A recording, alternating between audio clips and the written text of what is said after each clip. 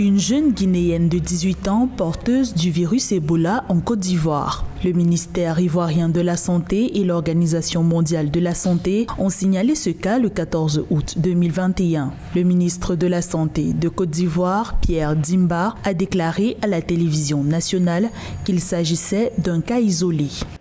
Effectivement, on peut parler d'un cas isolé, parce que si c'est une seule personne qui a été en contact avec le virus, qui a été contaminée. Là, c'est un cas isolé. Mais à partir du moment si plusieurs personnes ont contracté le virus et ont développé la maladie, là, on va parler de contagion, de contamination.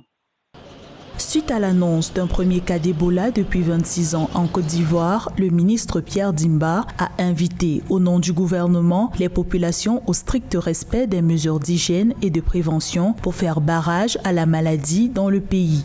Les autorités ont indiqué que la patiente a été admise à l'hôpital et reçoit actuellement un traitement. C'est déjà identification des contacts. Tous ceux qui ont été de près ou de loin en contact avec la patiente.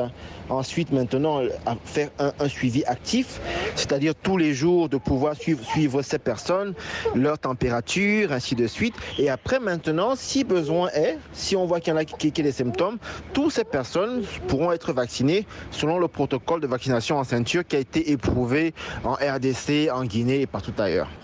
Le cas le plus récent d'Ebola avant celui-ci date de 1994 en Côte d'Ivoire. L'OMS a indiqué que le pays peut bénéficier de la plus grande expertise contre la maladie sur le continent, ce qui peut permettre d'accélérer la riposte. Cependant, l'organisation internationale s'est dite préoccupée que ce cas ait été enregistré à Abidjan, une métropole de plus de 4 millions d'habitants.